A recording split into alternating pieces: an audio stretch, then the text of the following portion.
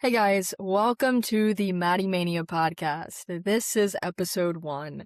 We will be diving into a new topic every week, one of my pop culture obsessions, hyperfixations, super interests, fandoms, whatever you want to call it. And today we're starting off strong with part of the reason why I started the pod and the name of Maddy Mania with a wrestling themed episode. Now, pro wrestling is the greatest art form there is. I truly think that no other sport compares to it. And this is coming from a multi-athlete. I played basketball, volleyball, softball, you name it. And I love all those sports, but I think wrestling has something just for everyone, even if you're not the most generic sports fan. If you like just entertainment in general, sports are entertainment. Wrestling made that mainstream, in my opinion, that saying. I think it has a little theater aspect. It has that side where they're telling stories, their characters, different personas, costumes, all that. It's also stunt coordination. You're trying to choreograph and figure out how you want to tell the story of the match with different moves. You're doing high flips and jumps and different things like that. And I also think on top of all that, there is still that athletic element where people argue it may not be a sport. I say to hell with that, because it is indeed a sport. They can get injured just like any other sport, anybody else. They have to be physically fit.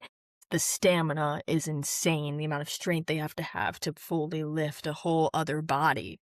Like, people underestimate what wrestlers have to go through to get to where they are. So I think that's a stigma that needs to go away. Sorry, Tom Brady. I talk a little bit about how I specifically got into wrestling.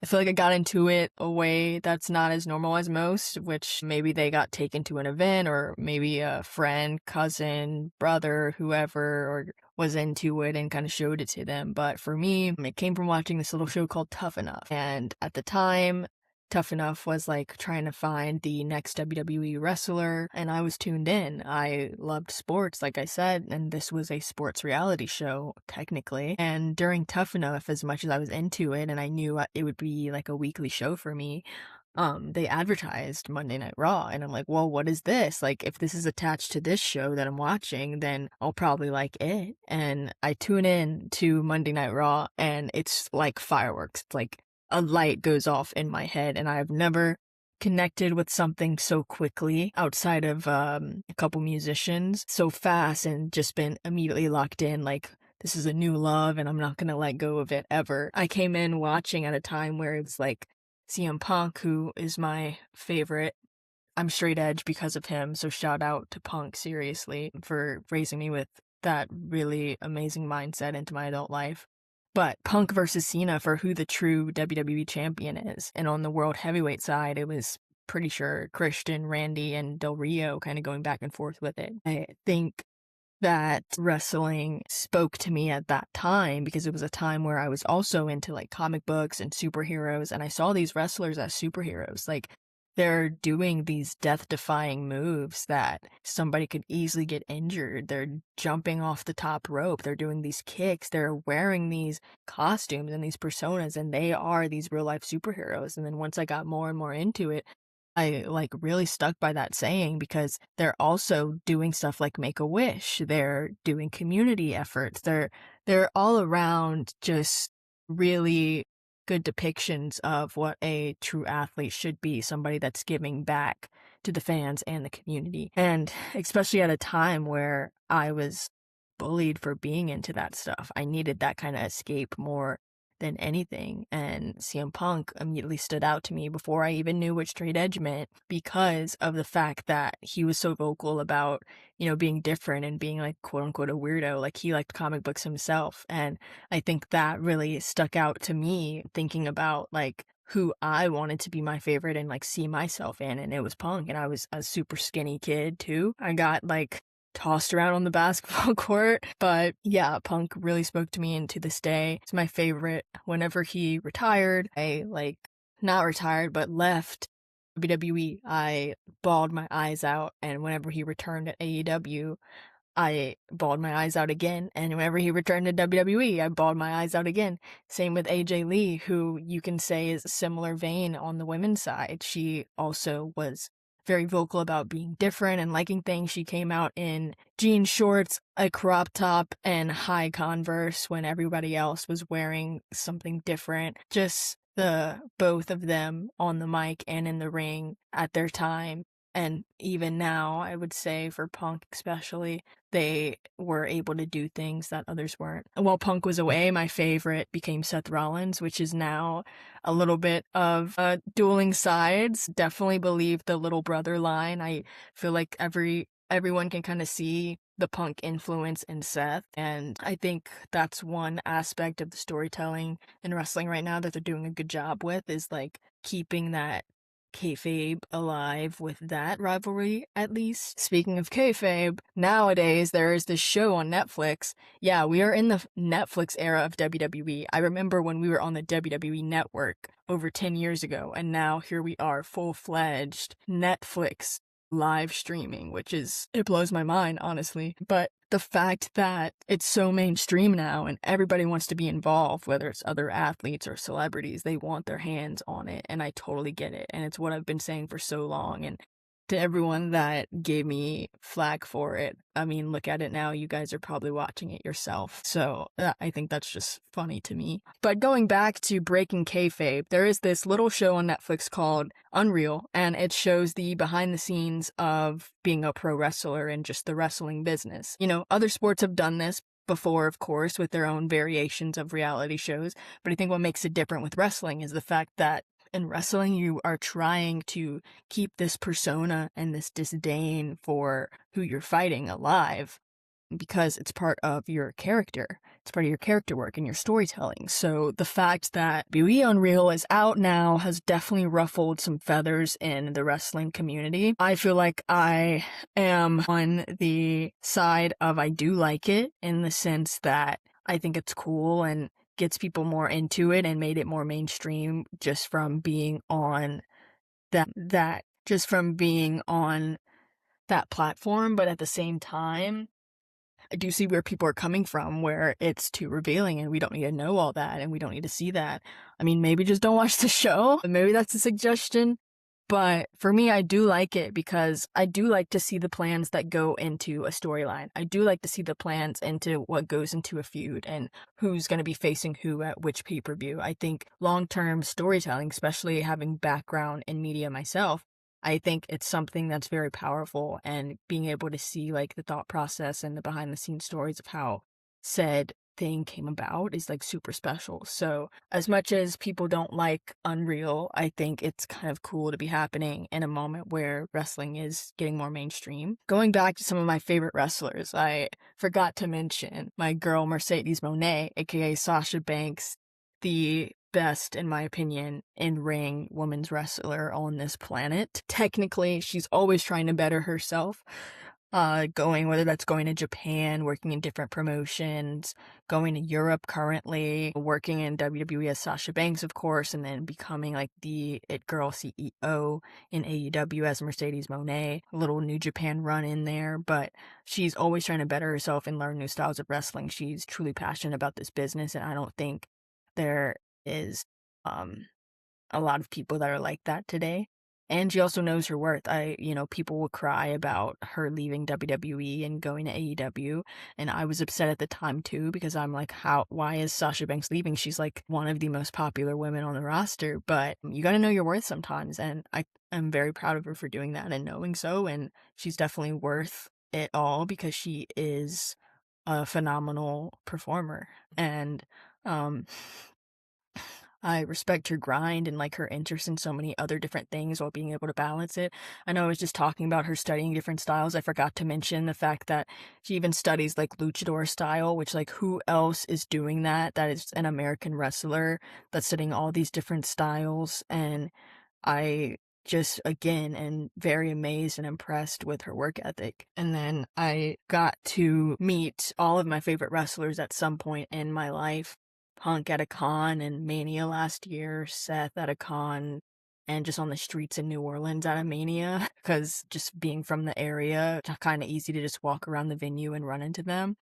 And then Mercedes, the wrestler I've met the most amount of times, I think I'm at like 5 or 6 times now, and she's always great, and she knows who her fans are. She knows you. She actually wants to talk to her fans. And I think that's really rare in this wrestling business. And got to meet John Cena even twice. And I cried like a little baby after the first time. And AJ multiple times as well before she made her most recent comeback, just like going to her comic signings because being able to venture into that was super cool. So yeah, I just think that the world of wrestling is often misunderstood and judged. And I think with the fact that it's getting a bit more mainstream now, and even with, like I said earlier, Unreal becoming a show that's out there, I think the misconceptions and questions people have about wrestling, the sport, the business, the industry, how it works, I think you can get those questions answered pretty easily now and see why so many people love it. So if you haven't had a chance to tune into wrestling ever, I do highly suggest it. Going live is even better. Like, it's a once in a lifetime experience if you're not into it. If your friend ever hits you up and asks, like, hey, you should go, don't think you should turn it down. Every friend I've taken has not fallen in love with it in the same way as me, but they've had a great time and a great experience and thought it was a fun outing. So I really suggest going to a live event if you have the chance. They come to every city basically at some point, and it's like one of those sports where there's no season, there's no breaks for them most of the time, except for a little holiday break. But other than that, unless they're injured, they are putting their bodies on the line night in and night out. And they used to do more house shows as well. Where these are like the non-televised events where they could do some side storylines, some side matches. And I think they need to get back to that because of a lot of the recent injuries, but also just so more fans have opportunities to see them and maybe a little bit out of the element of a live TV show, because you have to remember that aspect of wrestling as well, which I didn't mention at the beginning, is that it is a live TV show. It's a live production. There are producers, there's people counting down, telling you to get ready and applause. It is a whole, just again, masterclass in art and storytelling. And I truly think that anybody that gives it a chance will fall in love with it. And I'm so glad that today I got to chat with a wrestler who kind of was the first one that I was kind of hooked on in a different company from WWE. He had a really amazing run in TNA, and I am so glad I got the chance to connect with him and just chat through our shared love and passion for wrestling. Welcome to Maddy Mania. Today, my guest is one of the wrestling greats, EC3, Ethan Carter III. Welcome to the pod. You really know how to intro me, one of the greats. One of the. That was quite an honor. Thank you very much, Maddy. It's wonderful to be here. Normally, when I get emails from like the podcast collective, I don't really see much of them, but yours and your name and your reputation and your incredibly detailed LinkedIn profile was like, I'm with a pro here, so happy to accept. Thank you so much. Big media fan and just a big wrestling fan, so combining both those passions, ready to rock and roll. So let's get started with our first question. This is for everybody who gives wrestling the, oh, it's fake, it's not a real sport name. If somebody kind of was asking you, like, explain pro wrestling, why is it not fake, why is it a sport, how would you kind of describe it? I have like a lot of different ways to describe it. It's dependent on how the question's asked or the scenario it's based. Because, like, yeah, you get the F word a lot, but there are oftentimes people like, oh, you do that? That's cool. Like, I know it's this, but... Right. So they're more capable to kind of bring in. But if it's kind of like in a smug, goofy, like dickhead way where it's like, oh, you mean that fake stuff? It's like, first, hey, congratulations, man. You've cracked the code that a 7-year-old already knows. So if we get past that, depending on the situation, there's like, if I'm with an arty person or somebody of like a cultured sense, I kind of be like, we're doing live theater, except the actors, they're world-class athletes. Sometimes they write their own script, and we do it every night. And there's no second takes. There's no stunt doubles. You know that cool scene with Captain America where he did the backflip and threw the shield, and that was CGI. We do that shit for real, okay? So we have no CGI, no safety net. 2 human beings telling a story is kind of one way I would do it. Yeah. How do you do it? Yeah, I mean, I say it's a mix of a soap opera because of the storytelling element and backstage segments, stuff like that, feuds, as well as a stunt coordinator working with each other and a little bit of theater because they are telling that story through different movements. And it is, I say, whenever they still challenge me, I'm like, it's a sport though, because they can definitely get injured just like any other sport. But again, we're in something, it's culturally relevant, though it's also kind of niche. It's a thing that we love for some reason, whatever our why is, but everyone has a different one. And to break into the mainstream and to break into culture, sometimes I think fans are resistant because they want to like kind of gatekeep what they have.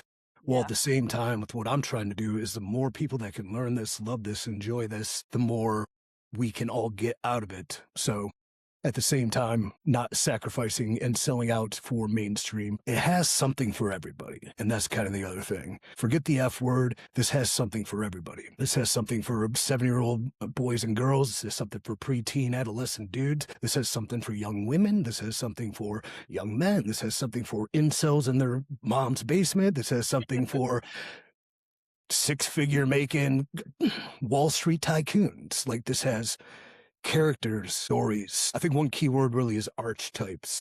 And like wrestling really has a lot of great archetypes. Definitely. I agree with everything you've said. That's a really good way to kind of get people in. And I feel like over the past few years, it's kind of grown more and more and been more mainstream. So I Yeah. remember like in middle school getting bullied because I liked wrestling. And now those same people are like, oh my God, did you watch John Cena's retirement? Yeah. Like, yeah, I watched it, guys. Same thing in high school. I was an athlete and I was kind of cool in high school, so I wasn't like a weirdo, but I was closet wrestling fan Yeah. and hid it from my real friends, but I had my wrestling friends. But then when it started kind of coming along and the dudes are like mocking me a little bit and it's like, whatever, oh, you can be a wrestler, yeah, whatever. Years later, with whatever I've done, go back home, see the same crew, doing the same thing. Holy shit, man, that's awesome. And it is awesome if you think about it. So It is. I think with anything that people do not know, people fear what they do not know. Yeah. And wrestling, because of the F word and some of the stigmata, the F word is really like a defense mechanism because people will dismiss what they can't categorize or what they do not understand. It's not a sport. It's not a show. It's not a movie. Like, what is it? Well, it's everything fused together because it's its own thing. And we love it. Welcome to try it. If you don't, Netflix has a shit ton of other things to watch. Exactly. All right, kind of moving a little bit more into you and your character performance. How do you kind of decide what parts of EC3 are you versus what parts are the character? So when I think of that question, I have deep philosophical thoughts that my answer's like, I don't know. And I don't know if that's for performance-wise, that's a good thing sometimes, but then for personal, it can really catch up to you, especially when you are kind of a psychopath dedicated to a craft or an idea or a vision, a purpose. Even if it's not going well, your life and your happiness are dictated by what you are deeming as success within what you're doing. And as a character, definitely super tuned up version of me, but I often wonder, like, all the things that I'm really into, take wrestling out of it. I kind of found through wrestling or through this journey, and out it, what would I be into? Would I be into philosophy and history and writing? No, would I be like, what would I be? Probably not. I'd probably be into still living and dying by the home team, the sports narrative. Or like, where would my passions lie in my personality? But it's definitely tuned up version where sometimes I have to catch myself. I'll tell you one story because I am writing a book, but this was a real one that happened many years ago. I'm with my fiance at the time, and it's kind of like, it's not going well. And there's rising tensions of trading words. I mean, nothing so absurd, but like people get into disagreements with intensity. And I just say all these things. It is who I am, and it's a turned up version of who I really am. But I am proud of who I am, so it's cool to be. No, yeah, I can see how it can get carried away sometimes. So I don't relate because I'm not a wrestler, but I totally get it. Yeah, but like, we all kind of wear masks too. Or we all kind of have a persona we have to put on in a public-facing image as a publicist. Cheery, bright, smiley, lovely young lady. Is it always going to be like that? Or is there, do you have to like bite tongue? I think if you remain happy and content and purpose-driven in what you do, this is not a bad thing. But if you wind up checking out or hating what you do, then this kind of mentality will ruin everything. Enclothed cognition, I think, is a term that kind of describes becoming who you're performing. The book I was putting on to try to fall asleep yesterday was about creating a persona or an not ulterior motive. What is the word? Intrigue. Yes, thank you. You're smart. It's like, because it's one thing I try to recommend to guys I'm bringing up or training who just seem deathly afraid to fail or deathly afraid to be vulnerable, as lame as that might sound, in the ring. But like, okay, just become this. And it wasn't until EC3 is, I'm Pat Bateman, I'm this, I'm that, and I'm drunk. And that is who I'm going to be when I walk out there, that I could lock in and really hone it in and make it become something. So the alter ego is important as well. All right, next one. You've had quite a journey from WWE to launching Control Your Narrative. I was a big fan of the TNA Dixie Carter run specifically. Kind of what did the reclamation of your name and starting your own company kind of mean to you personally? I think when you start anything, creativity and trying something, like Control Your Narrative at the time, let's remember the landscape of the land where it's coming out of pandemic and the world is burning and cities are closed down and you can't do anything. I think one of my ideas that really was the inception of that is like, don't sit here and be idle. Like, what can we do? What can we create that is based within the realm that we love and what we're doing?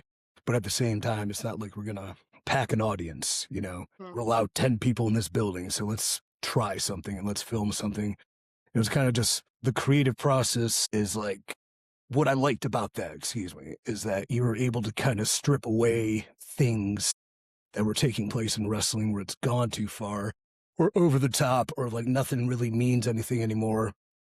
And great creativity comes sometimes when you reduce a lot of things. But it was also always was meant to be, and the purpose of that, which has now become Exodus in its way, was creating a platform for other wrestlers, talents, because being within the system so many times and how much of the system I've seen, my biggest takeaway was I've met some of the most interesting, dynamic, unique people who are like crazy personalities and like super engaging. And I want to learn more about these people that I'm close with, working with, traveling with. But anytime there's a freaking red light in their face and they're handed this white piece of paper with words on it, they just go away completely. So Control Your Narrative was it was never about my name, but my name was just the vehicle that we had to launch it with and a platform for people to become who they were supposed to be. So unfortunately, it was also met at a time where the world's on fire. It got some buzz and some attention, so that made it become immediately a threat to a lot of, let's say, third-level promotions where one, and this will be my rant on groupthink and idiocy, but like one blatantly huge lie put online of what this was ruined, not for me, but opportunities for a lot of unique, charismatic, hardworking individuals that were kind of part of the journey that we started. So sucks, but also things happen for a reason. There was a lot of baggage with Control Your Narrative. There's a lot of people there for the wrong reasons, whether it was going to be a big money thing or putting their name out there as opposed to the product's name out there. That it was the most necessary lesson I needed to learn in creation, leadership, and moving forward with knowing that you can work within a system, but you'll never change the system unless you build your own. And that's what I tried with Exodus decently. Yeah, totally agree. And yeah, I mean, the pandemic timeline for wrestling was rough with every promotion, so I totally get it. I guess that kind of leads into the next question, which is about character. If there was an arc for your character or just a new character completely you had to develop, is there anyone that you wanted to try out? Everything has like a variation of who I am now. If EC3, beginning in 2013, is the nephew of Dixie Carter, hair parted, millennial douchebag, rich, entitled piece of shit, to what it became in the sense of like a world champion, a top guy, a guy who could survive anybody, a guy who can kick anybody's ass, into a reiteration in the washed out version that showed up in the WWE and got a bunch of reactions until he got destroyed emotionally, physically, got fired, became a complete fucking psychopath, a Tyler Durden-esque, I guess, because it was Fight Club inspired, sort of like rallying against the system, cult leader, which turned out to be kind of true, into going back within the NWA, and just whatever was inspiring me at the time became the arch, and then the overman of it within the NWA and as the world champion for a year, and then kind of the last years in NWA or whatever. So when I left this year, the whole idea was to wrestling fans, as you will say, are fiercely loyal. Wrestling fans have a hard time accepting new things. Wrestling fans often claim they want new, but when are presented new, they don't know how to react because a lot of their opinions aren't their own. Their opinions are based on the opinions of other people online, where I wish they can kind of find more freedom into choosing what they like or what they love or what they don't.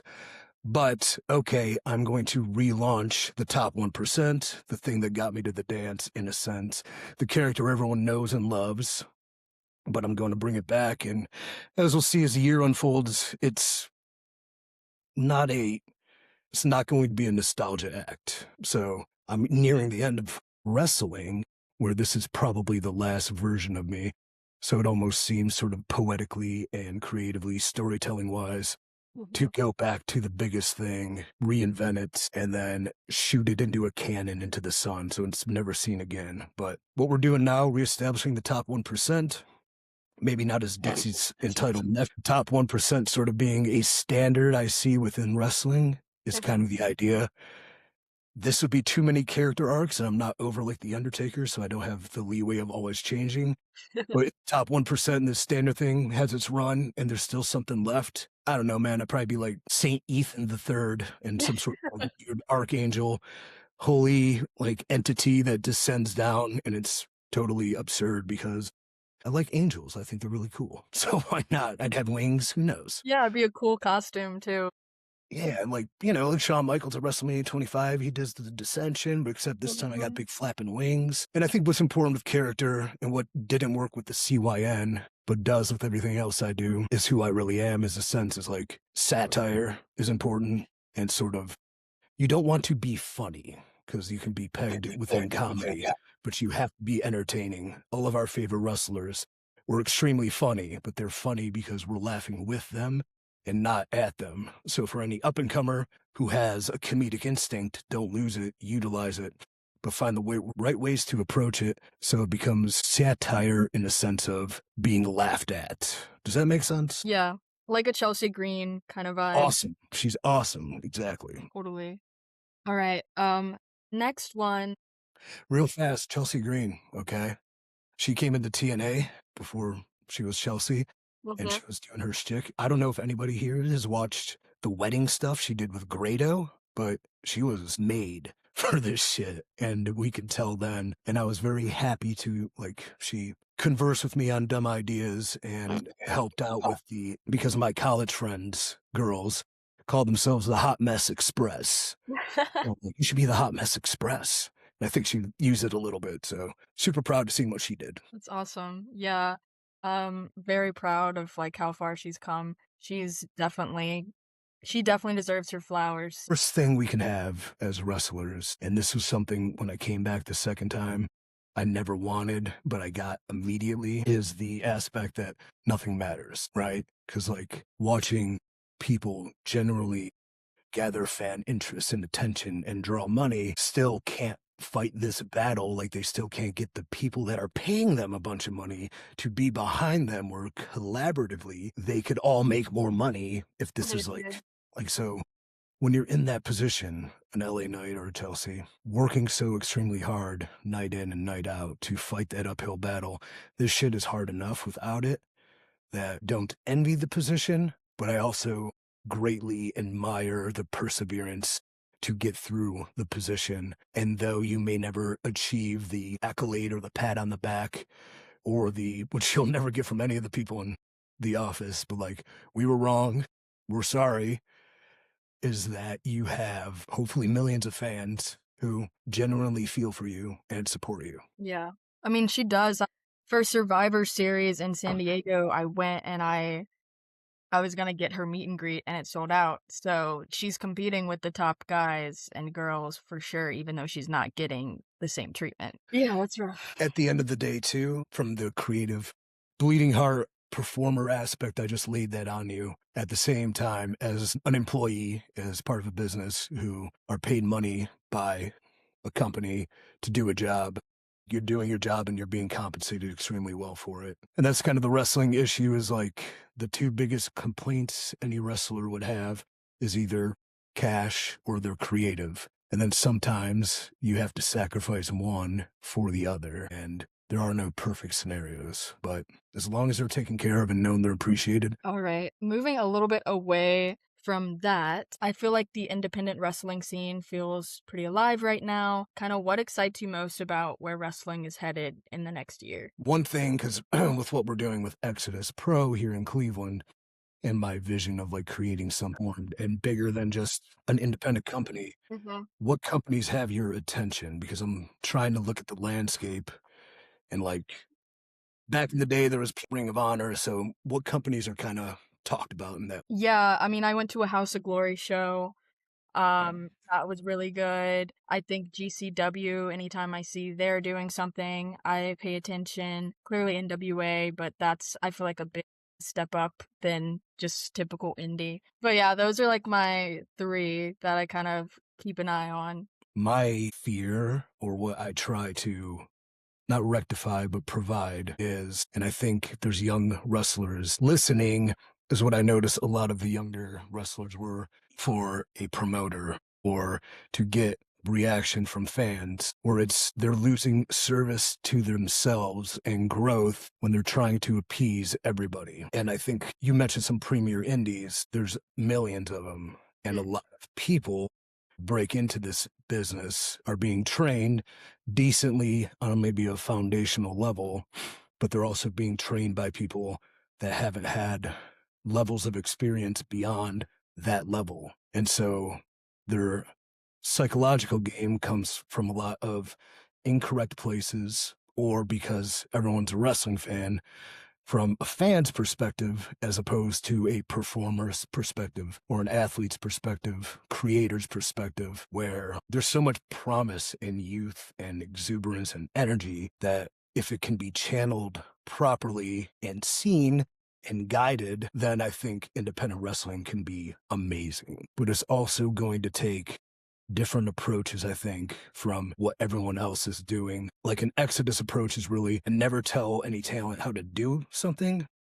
I tell them what we need done, and then I let the results speak for themselves, and I let them find themselves in the process, which wrestling now too has become creative teams, agents, producers, a lot of answering to a lot of people, as opposed to what I think makes the business the absolute greatest thing ever is the depth you can feel what you're doing. Yeah. So indie wrestling, another thing that can be different flavors of ice cream and like something for everybody, but also structure and simplicity.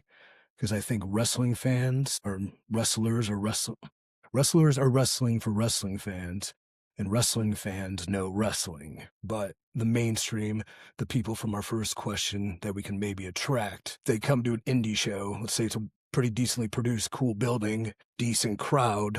Wrestlers will see that and think they have to go have the wrestling match that wrestling fans want, as opposed to 80% of, let's say, this 300 amount of people in there are like wrestling and know it, but they are not on the nets. They're not, no, they don't know what a star rating is or a thread.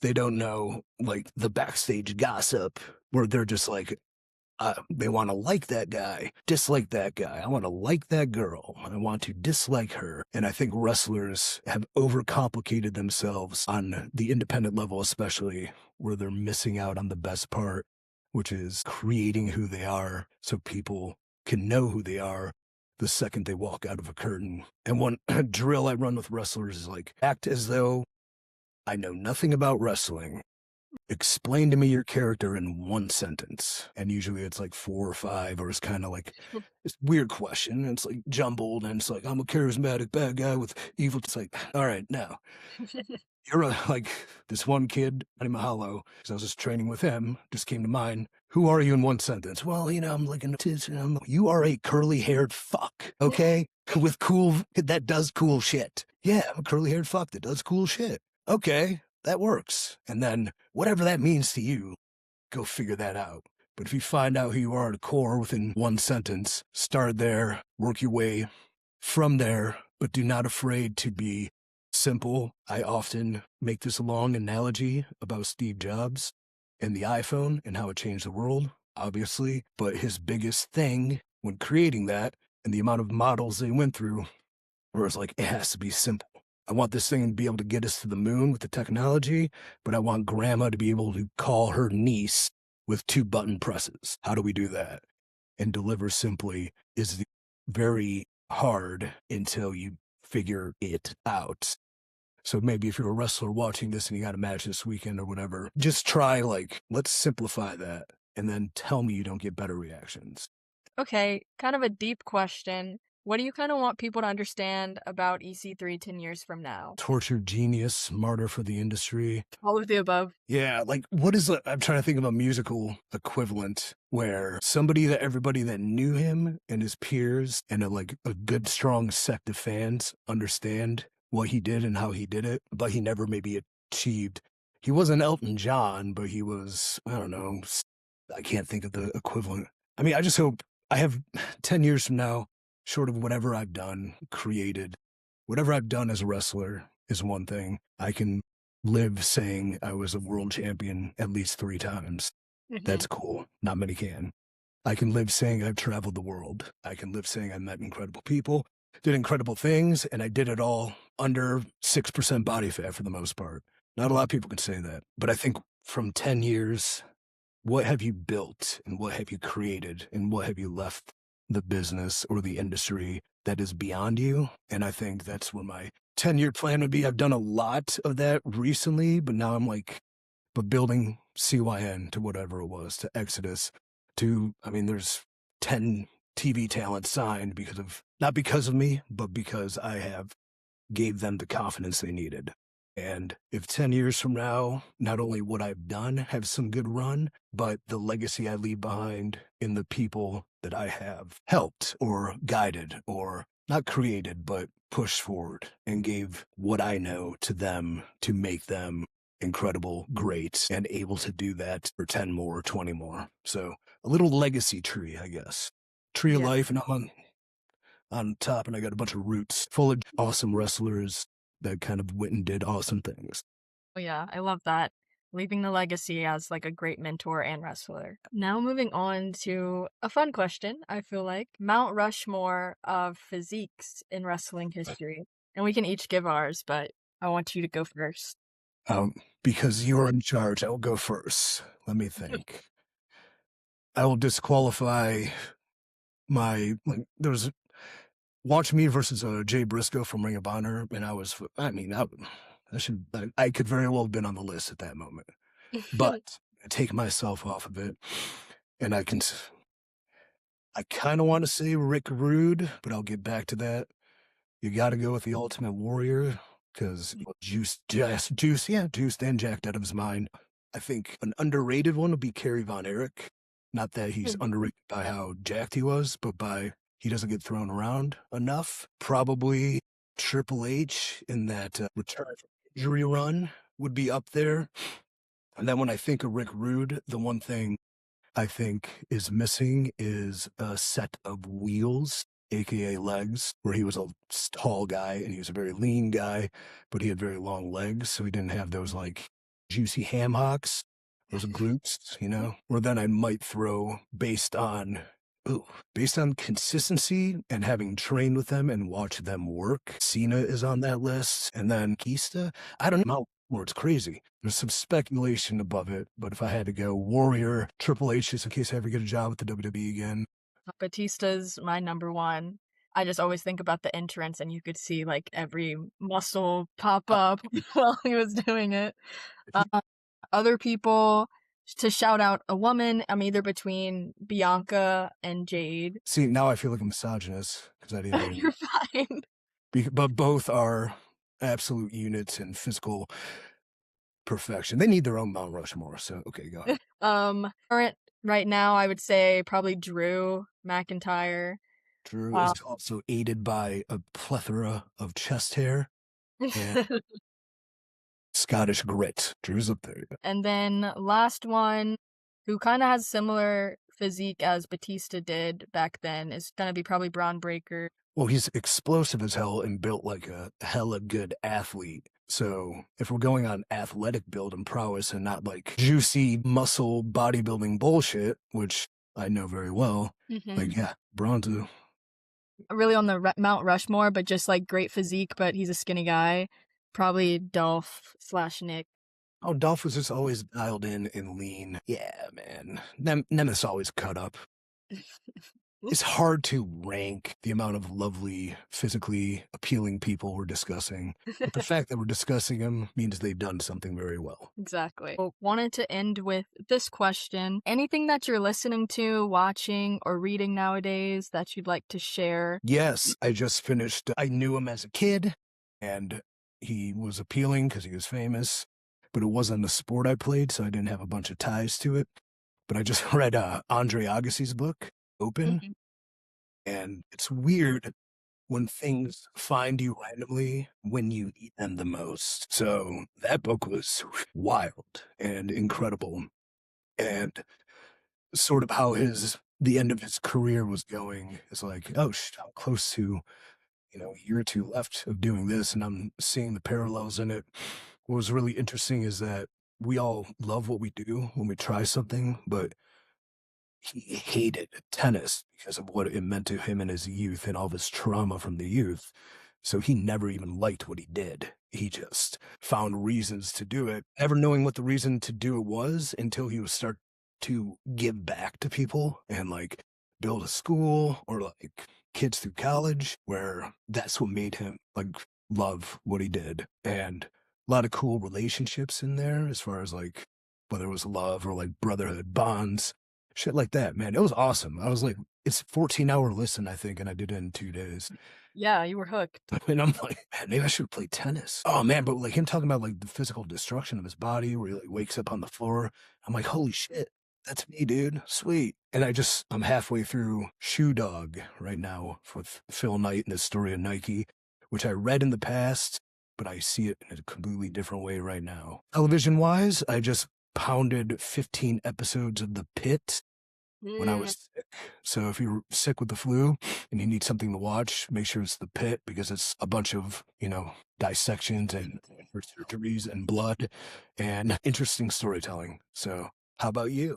I've been hooked on the show Paradise, and I watched season 1 because season 2 comes out next week, I believe, and it's like one of those post-apocalyptic type of shows where only a select few get to live and they're like underground. The final, I'm not going to spoil it too much, but like they find out they're not alone, actually. Season 2 is going to explore like more of that. And did you see Lost back in the day? I watched it back in the day. Would you tell anybody to go back in time and watch it? Because you already know the ending and kind of the dissatisfaction you have. Right. 100 episodes, so there's a lot. That show, like, holy shit, it like was wild until it wasn't. Paradise, what's that on? It's on Hulu. I would also recommend The Rip on Netflix with Damon and Affleck. Oh, I saw that on there last night. Yeah, I put it on my watch list. Oh, well. Yeah, I'm an action movie fan for sure. And then, yeah, The Wrecking Crew with Batista and Mimosa. If you like pointless violence and just some like humorous insanity, that's kind of the satire when I brought up with wrestling too. People can approach it with like, we know what we're doing. This is out of control. We get it. So let's have fun with it at least. The worst thing you can do is take yourself too seriously. And then the second worst thing you can do is make yourself the joke, not part of a joke. Well, thank you so much for your time. Is there anything else that we haven't covered today or that you want to add or shout out? Well, if you're in the Cleveland area, March 20th, Exodus Pro presents Hold the Line, and that's Exo Pro. Check out what we're doing with Exodus Pro because I'm super beyond proud of what we built and the people that built it. So Exo Pro Wrestling or Exodus Pro. I don't know the handles. You guys are smart. You'll figure it out. I'll But put them in the description. thank you. Making that become some sort of next platform that next time we talk and you're bringing up those other indies, that's on that list too. Mhm. And I guess I started a podcast too, apparently. I have Okay. 2 episodes out. Yeah, somebody came with me with an idea, and oh, you want wrestling podcast? That sounds like a really original idea, except it's not. But I have interesting takes, I think, and it's kind of created with the idea of like me telling everybody the business as part as like it's wrestling. Like, here's my advice to wrestlers. So kind of Right. how we talk today. For the boys, by the boys, or for the girls, by this boy. But we have 2 episodes out, and that's on Studio One Sports on YouTube. So if you enjoyed my consistent word vomit, Love it. well, I'll say as a person who's been reached out to hundreds and thousands of different ways, yours was certainly immediately recognizable and stood out, and Thank then you. backed up by the talent. So thank you very much. Of course. Thank you for agreeing. I appreciate it, especially when you're getting over the flu. And I appreciate it again, truly. Thank you so much.